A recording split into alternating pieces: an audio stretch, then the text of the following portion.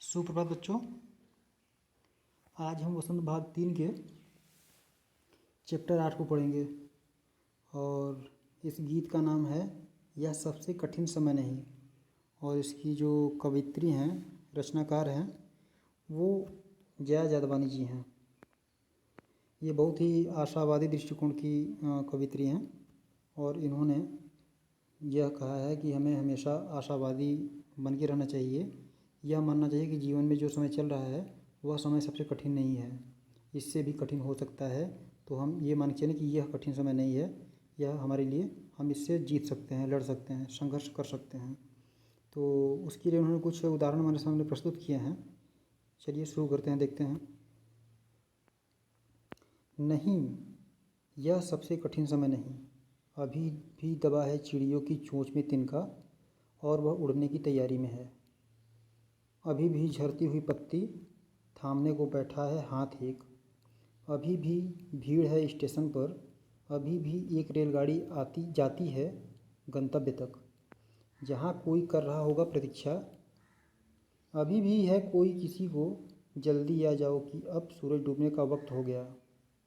अभी कहा जाता है उस कथा का आखिरी हिस्सा जो बूढ़ी नानी सुना रही है सदियों से दुनिया के तमाम बच्चों को। अभी आती है एक बस अंतरिक्ष के पार की दुनिया से, लाएगी बचे हुए लोगों की खबर। नहीं, यह सबसे कठिन समय नहीं। तो जो जया जादवानी जी हैं वो बहुत ही आशावादी दृष्टिकोण की हैं। वह उनका मानना है कि मनुष्य को हमेशा जीवन में आशावादी होना चाहिए और उसके लिए हमें प्रकृति के बहुत सारे तत्व हैं जो संदेश भी देते हैं। उन्होंने यहाँ पर उदाहरण के रूप में प्रस्तुत किया है चिड़िया को। शुरू करते हैं फिर कि यह अभी सबसे कठिन समय नहीं है, क्योंकि अभी भी चिड़िया की चोंच में तिनका दबा हुआ है और वह उड़ने के लिए तैयार है। चिड़िया की चोंच में अभी भी तिनका दबा हुआ है, अर्थात वह घोंसले का निर्माण करने के लिए तैयार है, वह परिश्रम करने के लिए तैयार है, मेहनत कर रही है। तो कठिन समय नहीं कर सकते। अभी भी झरती हुई पत्ती थामने को बैठा है हाथ एक। और कह रहे हैं कि पेड़ों की पत्तियां गिर रही हैं, लेकिन उन पत्तियों को थामने के लिए भी कोई हाथ है। अभी भी भीड़ है स्टेशन पर, अभी भी एक रेलगाड़ी जाती है गंतव्य तक। फिर जया जादवानी जी कहती हैं, कवित्री कहती हैं कि अभी भी जो रेलवे स्टेशन होता है जहाँ पर ट्रेन रुकती है, अभी भी वहाँ भीड़ है। अभी भी रेलगाड़ी जाती है अपने निश्चित स्थान तक, जहाँ हमें पहुँचना है वहाँ के लिए वह जाती है। मतलब यह है कि सब कुछ चल रहा है, कुछ रुका नहीं है, इसलिए हम कठिन समय नहीं मान सकते। जैसे कि अभी वर्तमान समय में कठिन समय चल रहा है हम कह सकते हैं, लेकिन फिर भी हम मान सकते हैं कि नहीं, इसको हम पार कर सकते हैं। तो वही बात लेखक कहना चाह रहे हैं कि मनुष्य को हमेशा आशावादी रहना चाहिए। जहाँ कोई कर रहा होगा प्रतीक्षा, अभी भी कहता है कोई किसी को जल्दी आ जाओ कि अब सूरज डूबने का वक्त हो गया। तो अभी भी कोई किसी की प्रतीक्षा कर रहा होगा और कोई किसी को कहता होगा कि जल्दी आ जाओ, मतलब शाम ढलने के पहले आ जाओ, क्योंकि अब सूरज डूबने का वक्त हो गया है, जल्दी आ जाओ, मतलब पुकारने के लिए लोग हैं।